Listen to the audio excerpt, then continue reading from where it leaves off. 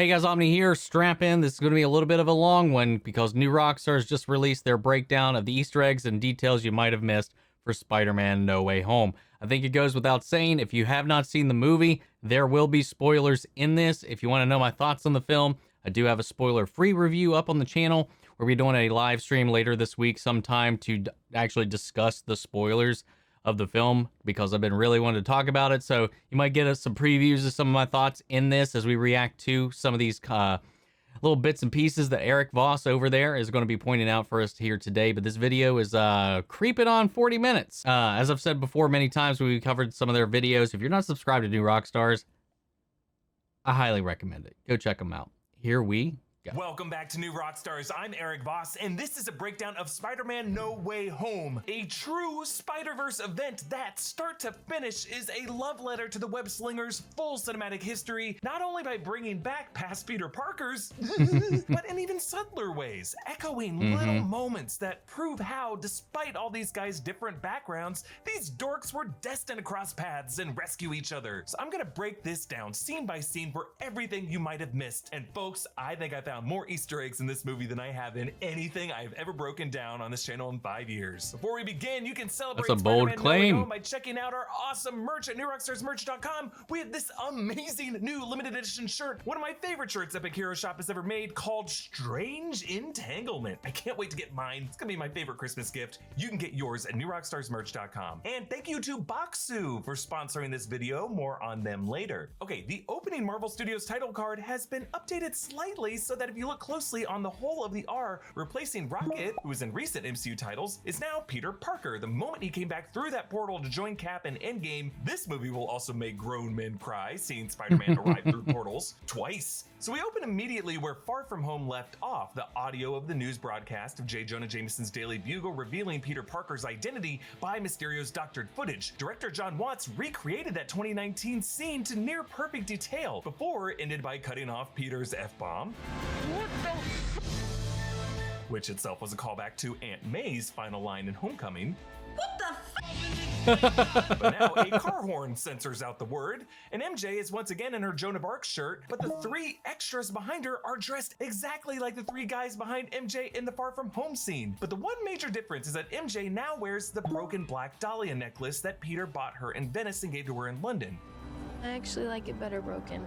This necklace is the key to Peter and MJ's relationship because in the final scene, despite her memory of Peter being erased, something It's still there. compels her to keep wearing that.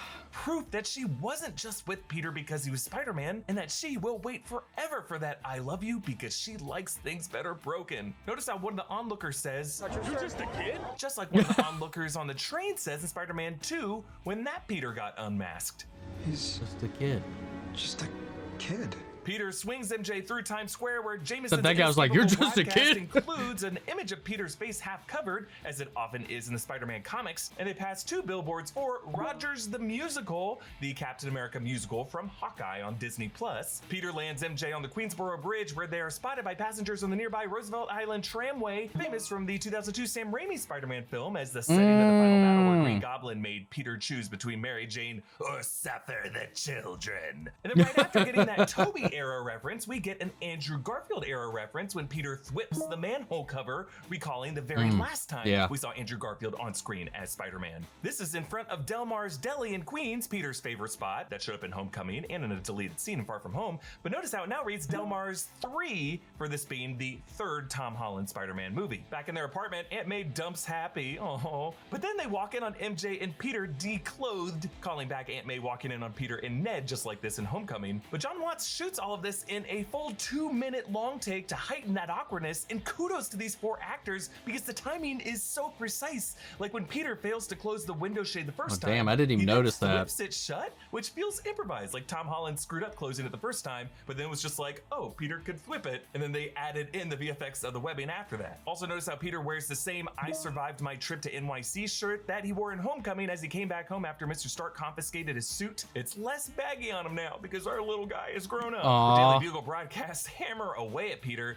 You see a Daily News front page photoshopping mugshots using their yearbook photos and revealing MJ's name as Michelle Jones Watson. For the first time, adding the Watson like her counterpart Mary Jane Watson. Time magazine calls him Iron Man Jr. and shows him crying like a baby. In Touch Weekly calls him Two-Faced, and then Peter gets doused in green paint, while newsreel footage of Tower Bridge includes the ticker "Political turmoil continues in New Asgard." So I guess what? Valkyrie's rule over that colony in Tonsberg, Norway might be a bit unstable, something we could see more of in Thor: Love and Thunder. Investigators That's recover the drones from Far From Home, unsettling. linking them to Stark, giving investigators grounds to arrest Peter. The DODC returns, Department of Damage Control, who cleaned up Avenger messes in Homecoming, now led by Agent Cleary. Albert Cleary is the DODC comptroller in the comics. They take some evidence photos showing a framed photo of Ned and MJ from the Homecoming dance. Interesting how Peter is not in that picture, though. Keep that in mind. We see Peter's Star Wars figurines. There's a photo taken of the Iron Spider charging station without the suit in it, though. And you see all that tangle of plugs into that one wall outlet.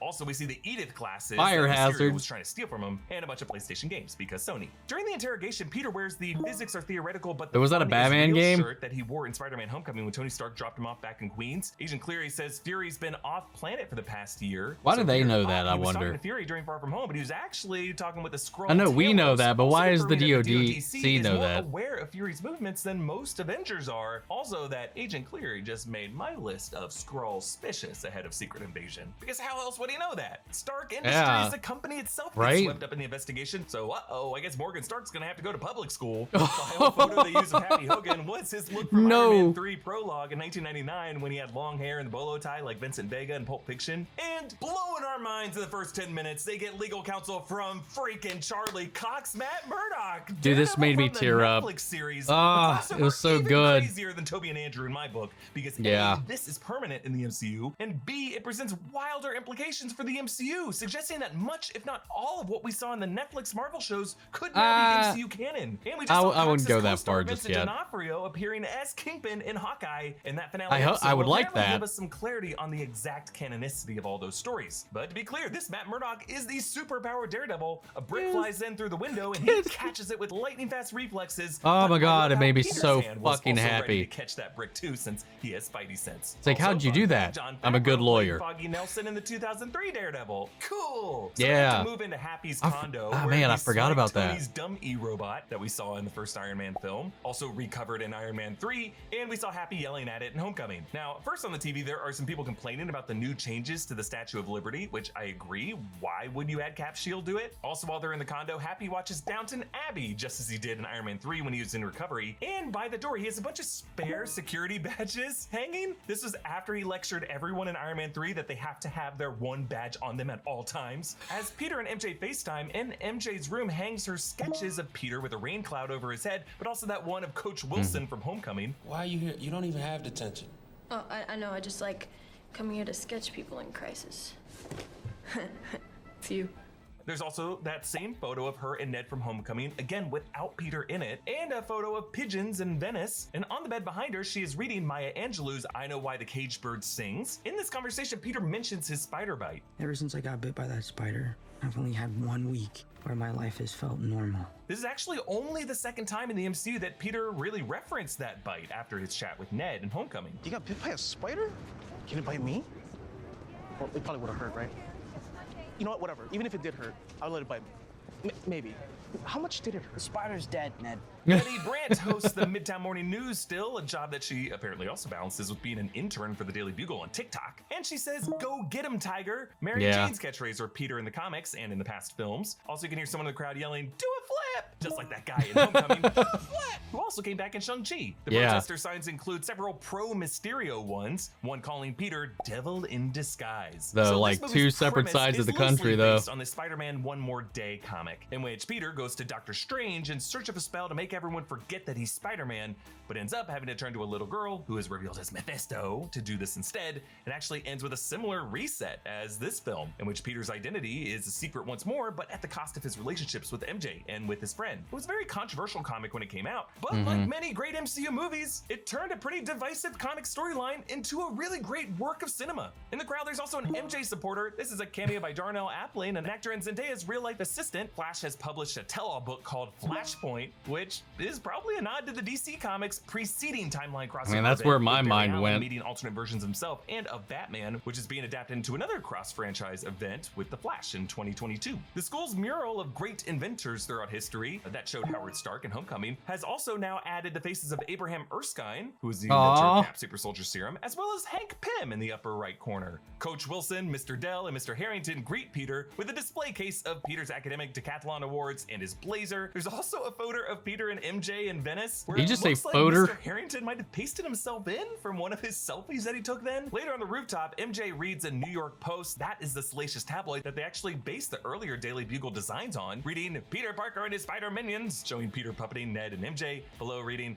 his hypnotic spider senses seduced Jones Watson. Male spiders actually do release hypnosis-like pheromones, and ironically, Peter does allow MJ and Ned to be brainwashed, but to forget about him. Peter rolls over to kiss her, and the textbook that he rested his head on was chemistry. I see what you did there. I thought we wouldn't notice, but well, we did. Also, written in graffiti on the background is Ditko, a reference to Spider-Man co-creator Steve Ditko. Peter gets rejected from college after college. Dummy gradually reassembles Peter's Death Star until the MIT one comes in and Dummy just breaks it, just like Ned did. And all three of the friends get rejected, which is a bummer because MIT is Tony Stark's alma mater, where he handed out scholarships in Civil War, and where future Ironheart Riri Williams goes to school. The witch string lights actually have little goatees, making them little Doctor Stranges, giving Peter the idea of what Avenger to return to, and we hear the notes of Doctor Strange's theme here that leads Peter to 1778 Bleecker Street, the Sanctum Sanctorum. Inside, one of the shoveling apprentices is played by Emily Fong, who worked production on Infinity War, Endgame, Shang-Chi, and Black Widow. Wong arrives and explains how one of the Rotunda gateways opened to Siberia and let a blizzard in. We saw those gateways in the 2016 film. I will say, the production of this movie went to an insane amount of effort to freeze over the Sanctum for just a, left the door open to Siberia gag. I'm wondering, with those floodwaters pouring into the Sanctum and the Multiverse of Madness teaser, this may be a bigger indicator of this reality destabilizing. Strange floats in wearing a Columbia University hoodie. Columbia is his alma mater. We see another one of these hoodies floating by the laundry machines downstairs, and he's carrying a mug reading, "Oh, for fuck's sake." We learn that Wong actually holds the rank of Sorcerer Supreme since Strange blipped for 5 years. Since WandaVision told us that Scarlet Witch's powers surpass those of the Sorcerer Supreme, that might mean Strange might be even lower on that sorcerer hierarchy than we thought and might need her help even more. Strange says that Peter's request to reverse time is selfish, plus the time stone was because that's just the atomized. technicality. But Peter says, quote, "It's not about me." But she's this still is more really powerful. hurting a lot of people. In doing so, Peter uses the same words that the Ancient One used According in to her the book. crucial lesson to Strange. It's not about you.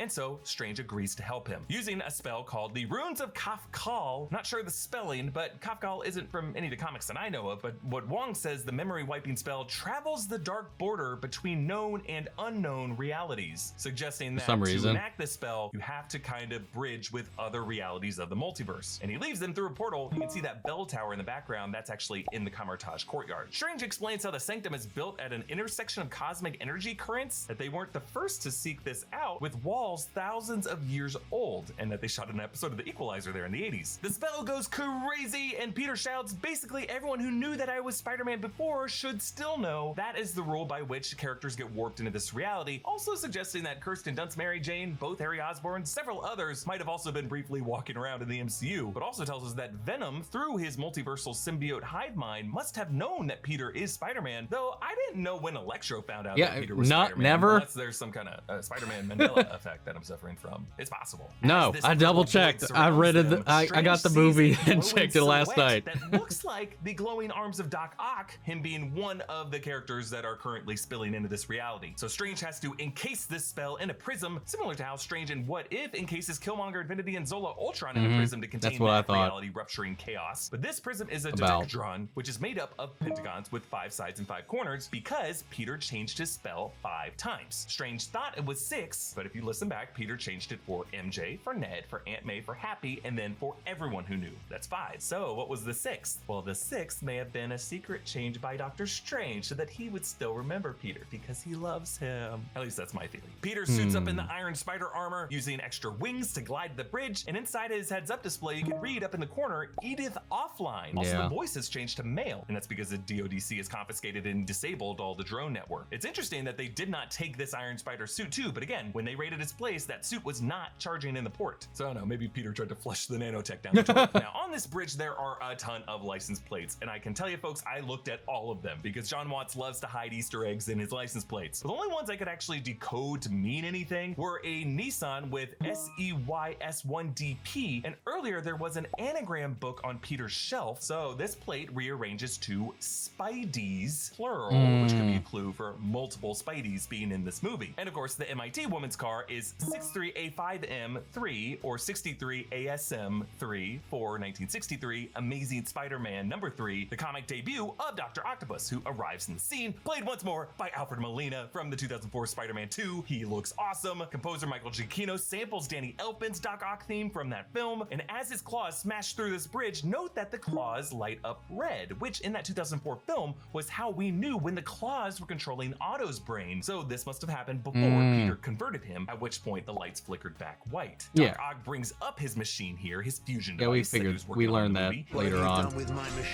when they're all talking about the last thing they remember. The power of the sun in the palm of my hand. Now, at one point, you'll notice Peter webs one of the claws to a car door to make it harder for Doc Ock to grab anything else to throw at him. Doc Ock pries off some of Peter's nanotech, which then absorbs onto his arms. So if you remember back to the first Raimi film, Norman Osborn was an expert on nanotech. I'm something of a scientist myself. I read all your research on nanotechnology. Really brilliant. And in the sequel, Octavius I'm built so glad his arms that they using Oscorp tech. Incorporated that into the movie. Oscorp Industries for providing it. And he explained how he controls these arms using a neural link. These smart arms are controlled by my brain through a neural link.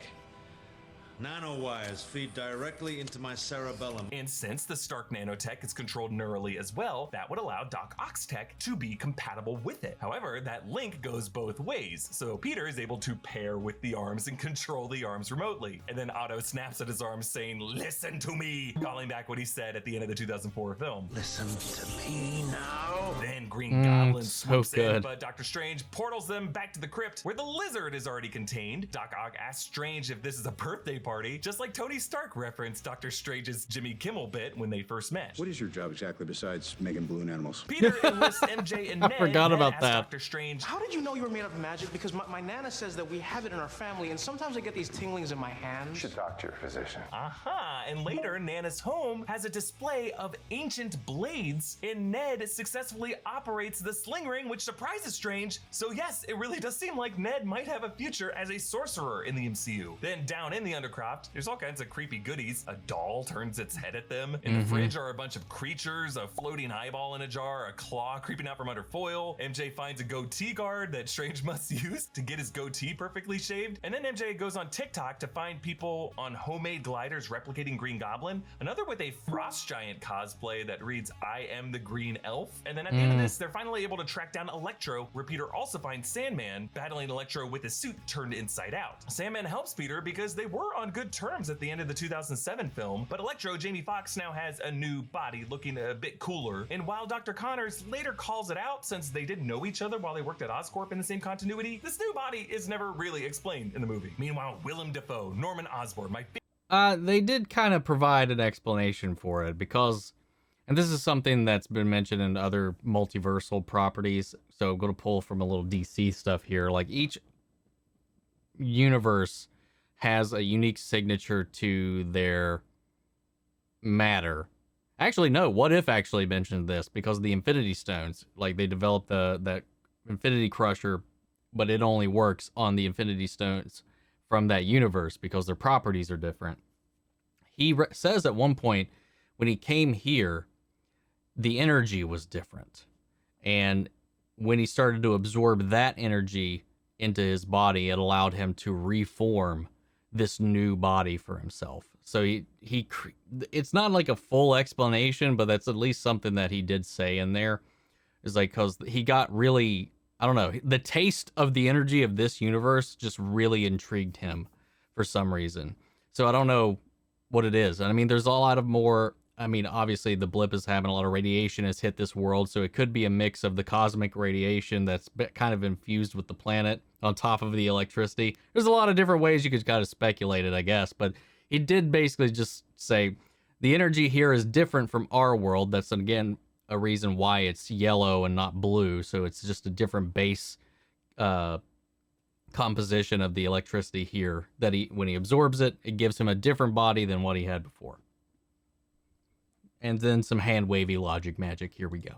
Favorite actor in this movie argues with his goblin helmet, just as he would in the 2002 film, but the argument ends with him shattering the helmet. But even after it shatters, the goblin voice laughs, meaning breaking that helmet did not destroy the identity, it just fused it into Norman's soul. Notice the framing of this broken mask as Norman walks away matches the framing of Tobey Maguire Peter leaving his suit behind in the garbage can in the 2004 film, but in both cases, the characters get dragged back into the game. Peter returns to the Feast facility, that's the homeless center where Peter works in the comics and in the games. Someone tagged the sign outside with Mysterio was right and a green circle over Peter's head, just like Mysterio's fishbowl helmet. Inside, Norman plays a convincing, mentally disturbed man saying, "Someone's at my house. Oscorp doesn't exist. My son." And he trails off, referring to Harry Osborn, of course, but also telling us that Oscorp, at least any company named that, is not currently in the MCU anywhere. Notice how he wears a green coat over those purple sweats, Goblin's colors. Meanwhile, Aunt May's costume is worth looking at. She's wearing a blue jumper with a red sash that could be foreshadowing the bloody wound that causes her death. Aunt May tells Peter to help Norman. Peter says this isn't my problem, which she gets mad at him over because it recalls Tobey Maguire Peter's fateful decision not to intervene, which led to Uncle Ben's death. I missed the part where that's my problem.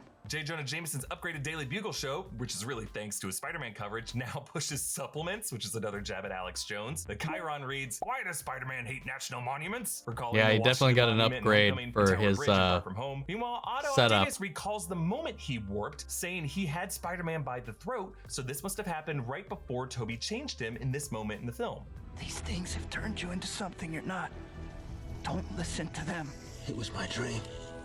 Sometimes, to do what's right, we have to be steady and give up the thing we want the most, even our dreams. You're right. Meanwhile, Max talks about being absorbed into the grid, about to turn into pure energy, recalling the Amazing Spider-Man 2 when Peter and Gwen hardwired Electro to that grid and overloaded his chip. And then Lizard asks Max if he dies, but he never gets an answer, and that's because Lizard doesn't actually die in the 2012 film. He goes to ends prison. up locked up and approached to join a future Sinister Six. So Strange shows them the box, the Machina Dicotomus, in Latin roughly the division machine, which he could use to send them back to their universes. But Peter and Strange debate over this. Strange says, in the grand calculus of the multiverse, their sacrifice means infinitely more than their lives. The subtext, of course, being his guilt for sacrificing Tony Stark as part of his complex calculus from seeing 14,605 future outcomes to defeat Thanos. If you think about it, calculus was also the type of arithmetic on He Who Remains chalkboard. And I just find it interesting that Peter overcomes Strange by doing simpler geometry. It's still super nerdy, just not overthinking it, doing as much 4D chess as those guys are. So Peter snatches the box and Strange pursues them, trapping him between portals so that he whips his own foot. I love it. But then he brings Peter back to push his astral soul from his physical body, similar to how the I Ancient love One this did to bit. him. I love this However, bit. Peter's soulless physical body still manages to evade Strange. Interesting. This must be a higher form of the Spidey sense, which would be a neurological reflex that is divorced from Peter's conscious mind, but it also shows us how this is really linked to a kind of metaphysical magic. And later in the movie, Andrew Garfield Peter does say magic's real here too, so he might be aware of that link as well. Strange sends the cloak of levitation after Peter, giving us that what Did if he? Spider-Man Is that what he became the said? Sorcerer Supreme I image thought from he the was comics that like we also confused saw in as the it. zombie episode of What If. Yes. I love this detail. On a nearby newsstand are People magazines with Liz Allen, Peter's crush from Spider-Man Homecoming, daughter to Adrian Toomes' Vulture, calling Peter a liar, showing us that family, including Vulture, is still somewhere in the multiverse and gonna show up in Morbius. Don't know how that's gonna make sense. Strange traps Peter in the mirror dimension. The VFX are incredible. Peter tumbles past the High Line in New York City, which Kate Bishop actually just recommended to Yelena in Hawkeye. He tumbles through a department store where you can hear Christmas music playing. Peter tumbles toward the Bethesda fountain in Central Park. It actually looks like the Angel of Water statue might have, like the Statue of Liberty, been swapped out for an Avenger. Strange traps Peter in an endless loop of portals, creating the illusion of infinite Spider-Men, as there are. And then Peter recognizes from the Archimedean spiral that he can geometry the shit out of this and trap Strange in a web of math. And again, if you want a way to really celebrate this awesome magic versus math moment, you gotta get your hands on our exclusive Strange Entanglement shirt at newrockstarsmerch.com. Norman offers to help Peter, saying, you know, I'm something of a scientist myself. Of course, his line from the 2002 movie. You know, I'm something of a scientist myself. Peter and Ned do their recurring handshake, and it ends with the sling ring sparking a bit, a little sign that Ned does have a kind of inner magic to him. Peter takes them to Happy's condo. The security feed glitches as Electro passes from his interference, and then Otto snaps, I don't need fixing, especially by some teenager using scraps in a bachelor's junk drawer. It's not a drawer full of scraps, it's a box of scraps! On the walls of Happy's room, you can actually see the name Slott. That's a reference to longtime Spider-Man writer Dan Slott. Peter activates the Stark Tech Fabricator. We saw this kind of device used on the Stark jet to design his new suit in Far From Home. It's powered by an arc reactor. This is a familiar design. This is a new element arc reactor Mark I with the triangular inlay that Tony Stark constructed using the new element he rediscovered in Iron Man 2. I love that this is the era of arc reactor he used because in Spider-Man Homecoming, they specifically had the Mark 42 armor that was using that same generation of arc reactor from Iron Man 3 on the Stark jet. So that would be the one that Happy still has in his possession. Meanwhile, Otto and May share some water in the kitchen. They did briefly date in the comics. Then Peter designs a new trip for Doc Ock to replace the one that got fried in the 2004 film. And he puts in place these 6 needles that go into Otto's skin and fuse with the spinal cord. I love how they use the same exact production design from the Raimi films for all of these pieces of technology. They really clearly did their homework to look at how all of these things function. At this point, the red lights on Doc Ock's claws flicker back to bluish white, and he transfers the nanotech back to Peter to give him this golden spider, 8 arms, just like his own. It's like giving him a badge of honor there. Otto encourages his buddy Norman that he's about to rid himself of his darker half, but Norman, facing away from him, says, just me. And Defoe uses his darker goblin voice in this moment, meaning it is only Goblin in his mind right now. And so Peter's Spidey sense kicks in, and he just kind of wanders around the condo. I love this scene so much. Begins, the first person to appear in his periphery is Norman Osborn. And the first thing Peter says is, May. It's his instinct telling him that Norman will pose a fatal threat to May. And so Peter whips Norman to dummy, which as they came into the condo, you can see Norman in the background casing. So Goblin makes his case to the other villains. These are not curses, these are gifts. Recalling the final lines of the 2002 film, the lesson that Tobey Maguire Peter learned. This is my gift, my curse. When Peter had to rationalize his powers as both a gift and a curse, the fight breaks out. Peter punches Goblin, and Goblin just smiles more and more. He is loving it. The combat is just so brutal. Apparently, Willem Dafoe insisted on doing as many stunts as he could himself. And downstairs, Goblin's glider strikes May, and now that creepy face is covered in a Hobgoblin-style hood, and he tosses a pumpkin bomb, which Peter bats away, showing how this Goblin is just as willing to bomb an Aunt May as he was in the 2002 film. And as she dies, May says the immortal words of Uncle Ben, with great power, there must also come great responsibility. Yeah, there was a slight rewording, and that's because she said the original line. The line that includes there must also come directly from Stan Lee. Folks, that hit hard. So to cheer us up, Ned uses the sling ring to portal to one of the other Peter Parkers currently in this universe, Spider-Man Andrew Garfield, a guy no one will ever believe again in interviews. Notice the music in this moment is actually James Horner's Young Peter theme from the Amazing Spider-Man film in 2012. And we just gotta pause and appreciate how great the Andrew Garfield era of the Spider-Man suit was. I mean, it's definitely my favorite aesthetically. Great shade of blue, huge eyes, and a true DIY practicality to it. One thing that era nailed. But then Ned portals again, and Tobey Maguire Peter Parker steps in, his entrance set to Danny Elfman's Spider-Man theme. And we gotta credit both Maguire and Garfield for so deftly slipping back into their mannerisms. Tobey is preemptively polite and dopey. Andrew is post-mysterious mistake, apologetic, and super chatty. And I also like how their first instinct upon seeing each other is to whip attack, as if the last time either of these guys encountered a doppelganger, it might have been a hostile situation. Toby Peter says that he liked to hang out atop the Chrysler building, as we saw his Peter perch in the Raimi films. Andrew Peter says he liked the Empire State Building for the view, but they find Peter on the rooftop of his school in Queens. It's not about the view, it's about a refuge from his high school life, because he never moved into the city. Andrew Peter starts to say he has some understanding of losing someone, of course referring to letting Gwen Stacy die, and he goes on to describe what happened after Gwen's death, how he stopped pulling his punches and got rageful and bitter. So apparently in that Garfield continuity, this Spider-Man might have straight up killed people, which is an insane revelation. I'm gonna explore all that in another video. But Toby Peter recounts the I don't vengeance think he that went that far, felt but he led him to definitely track down probably Uncle Ben's murderer, and how in Spider-Man messed some 3 people that up. wound was reopened with Flint Marko and exacerbated by Venom, a critical lesson that he had to learn. And all three recognize the words, "with great power comes great responsibility," making that proverb a kind of constant absolute point among all the Spider-Men. They return to the high school and work together to engineer cures for all of them. I love how nerdy the second half of this movie is. Toby Peter tells Ned that his best friend died in his arms after trying to kill him, referring to Harry Osborn in Spider-Man 3. Meanwhile, Toby Peter tells Andrew Peter that he and Mary Jane eventually made it work. Ned calls for Peter, and all three of them look up, confusedly pointing at each other. Of course, a nod to the meme. Awesome. And Toby Peter shows how his webbing, unlike the others who use mechanical web shooters, comes freakishly out of his wrists. I love how Andrew plays super grossed out, and even when Tom Holland moves the conversation along, he even continues staring at Toby's wrist for a beat before he's like, oh, okay, yeah, what? And then on to the showdown at the Statue of Liberty. Toby Peter's back tenses up, a callback to Peter hurting his back in the 2004 film, which itself was an inside joke about how Toby nearly sit out of the sequel after hurting his back on Seabiscuit, and then Andrew cracks it for him, for once cracking someone's backbone without killing them.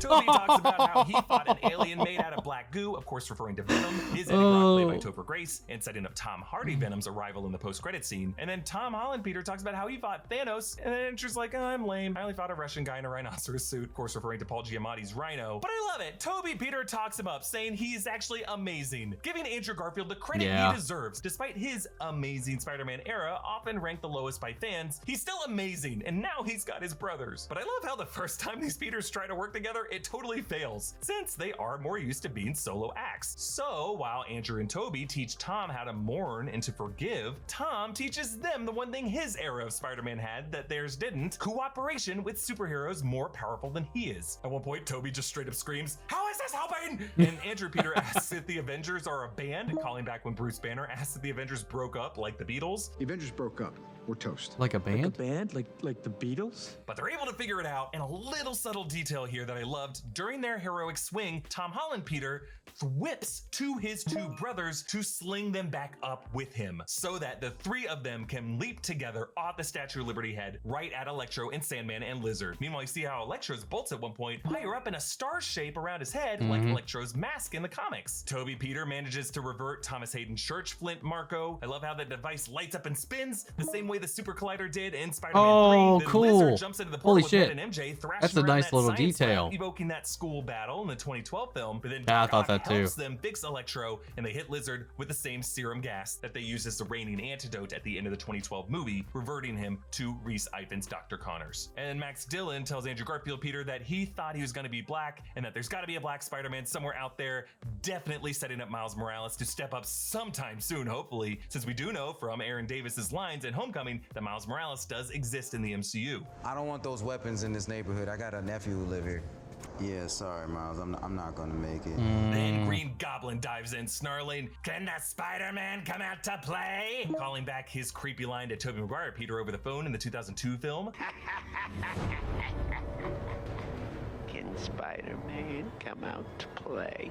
And he bombs the box, causing the spell to spill out around Liberty Island. I love how the VFX caused that tear to turn something that should be in the deep background feel like a canvas that is way closer to us. And in this chaos, MJ slips and falls from the scaffolding, the framing exactly matching Gwen Stacy's slow-mo death drop in 2014, scaring the hell out of all of us. Tom Holland Peter dives after her, but he gets swiped by Goblin, so it's up to Andrew Garfield Peter to step up to perfect catcher, redeeming his failure to save Gwen, but they do it in a really cool way because notice this time he focuses more on the leap itself to catch her in his arms instead of trying to snatch her with his webbing, all to avoid that whiplash that actually caused Gwen to die, proving that this poor guy has been obsessing over that decision every day of his life, and that is why he sobs in relief. Oh god, the expression on his face when he caught MJ, it just like, it broke me, man. It really did. Get this man a cloak. And then on the fallen giant Captain America shield, Tom Holland, Peter, and Goblin duke it out, and it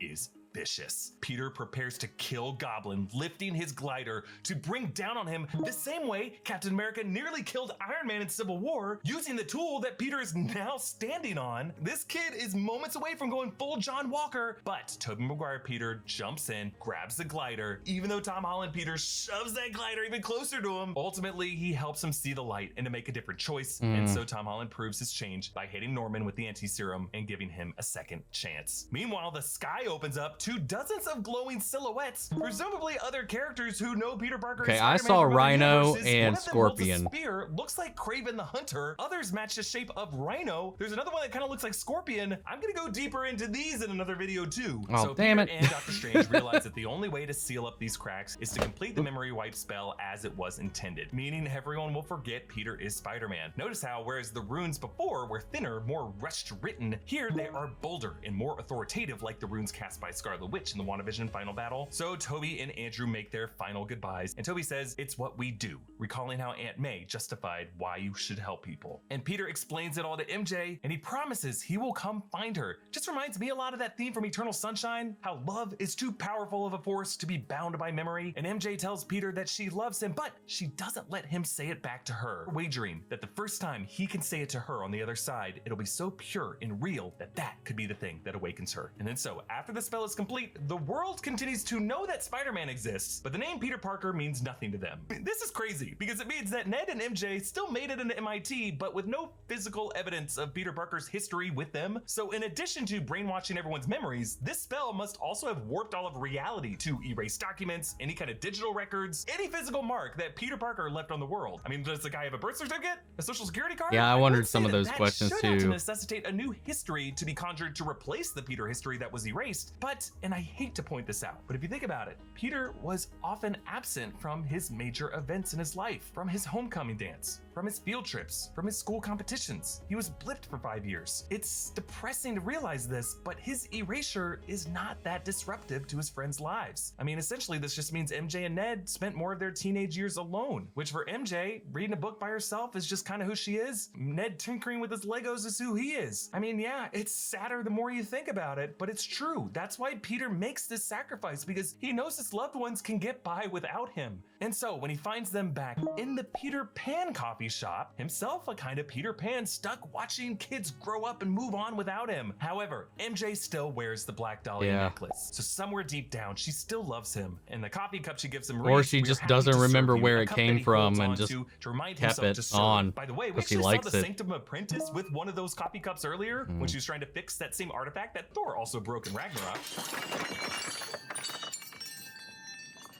That cup also showed up on the dashboard of the Tracksuit Mafia in Hawkeye episode 5. And Peter almost says to MJ, "I love you," but he stops himself and he waits upon seeing the Band-Aid because he doesn't want to hurt MJ anymore. So to protect her, for now, he walks away. Peter visits May's grave. You'll notice the flowers cover the birth and death dates. I guess because, as Tony Stark observed when he first met May in Civil War, we never do quite know how old May is. Happy shows up, doesn't know who Peter is, but he compares this feeling to losing Tony. And Peter sets up his new apartment. I am praying that they can find a way to make Mr. Ditkovich his landlord. You'll notice he has a GED test prep book, and that's because this guy has no academic record anymore. Also, we see he sets up his Palpatine Lego, which was the first we saw of Ned Leeds back in Homecoming. And he wears a new suit with brighter blues and swings out past 30 Rockefeller Center, where the upcoming finale of Hawkeye will be set. I don't think we'll see Spider-Man swinging in the background of that, but a guy can dream. Being a stranger to the community Peter Parker relied on is so painful, but it does force this kid to mature into the selfless hero that his forebears showed him how to be. At times, the life of a hero is a lonely one, but all those people are still there, and they may not remember, but they still love him, and one day he will find his way home. That is everything I found in this heart-wrenching and beautiful Spider-Man Spider-Man And I'm film, sad but again. There's so much more I want to say about this movie, so to support our channel and help us do that, please check out one of those great merch options at newrockstarsmerch.com. That strange entitlement design is calling to you. We also got a Kingpin-inspired Long Live the King shirt. You can follow me on Instagram and Twitter at EAVOS. Follow New Rockstars. Subscribe to New Rockstars for more analysis of everything Marvel. Thank you for watching. Bye.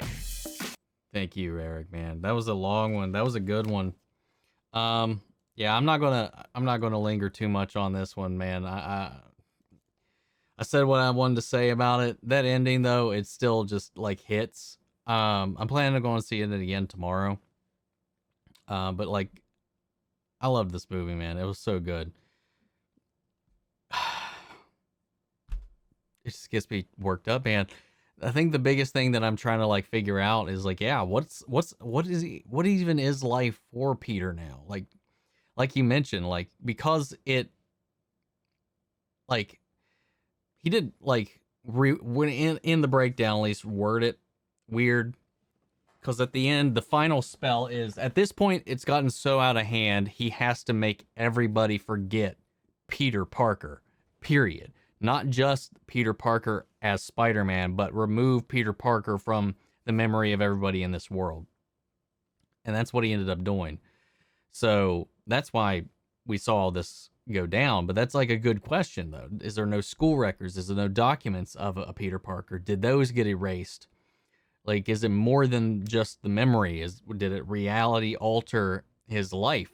Because you would think maybe that would even unmake him if that was the case. If it was changing things to remove all of that. I mean, would he have written paperwork? Would he be in the system? Would he have a degree? I mean, obviously he wouldn't have been able to go back to school because there'd be no record of him, or at least maybe there would, but nobody would know who he was or remember who he was. I would imagine anything written down or tucked away in a database should have still been there, but apparently that's not the case. It didn't affect just people's minds or memories. So it does beg the question, because I did wonder that when he was moving into his apartment, why he had a GED testing book. So I was like, what? Can he not just go back to school? I guess not. I guess he's no longer enrolled, so he's got to go in and apply for his GED. Does he have a social security card? How is he going to go to college? Is he going to go to college? Is he going to have a job? Is he going to work at the Bugle now with JK? Who knows?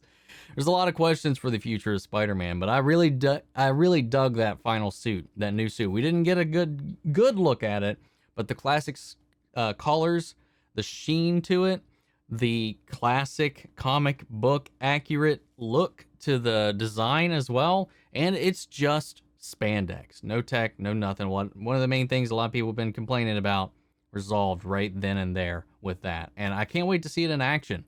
I really can't. But I feel like that's going to be some ways away. But I really enjoyed this movie. I had a lot of fun with it, and I love seeing all the little like Easter eggs, callbacks, loopbacks, and homages that they paid to this and that, and how they really showed some love and respect to the Raimi films and the Webb films. So like, I really like what they did, especially with Andrew Garfield, because yes, he gets a lot of shit for those movies. And while, you know, I have my issues with The Amazing Spider-Man 2 and The Amazing Spider-Man, he was never he was never a major problem with it. And I think some of the hate that went his way was just completely unwarranted, because the internet, for whatever reason, people want to go after the actors for certain decisions when it's not really in their control at all. And I think he did a fantastic job. I think he's highly underrated. He's a great actor. He's very charismatic, and his character is tragic. There's a lot of redemptive qualities that I really like that they included in here, like from him, the way he, like Eric called out here, the way it seemed like, and you could see in his face that he's relived these moments over and over again about Gwen's death, how it affected him, how it's still affecting him, how he had this moment of redemption. There's these callbacks, these meta-knowledge things that, like, they try to raise him up a little bit while he's beaten down. He just kind of reacts to things the way he's, I don't know. There's a lot of meta referential ways that they write in the characters to lift them all up equally. And I really like how they did that. But guys, what did you think of the movie? What did you think of the breakdown? Sound out the comments. Let me know your thoughts down below. We'll carry on the conversation after the video. Feel free to join our Discord. Links down on my socials down below as well. Before we go, I want to shout out our channel legends: Manny Sherritt, Ryan Karen, Jason Coleman, Philly Vane, Yori Korsgaard, Margaret Grace, Mary Bradley, Jeffrey Hale, and various abominations.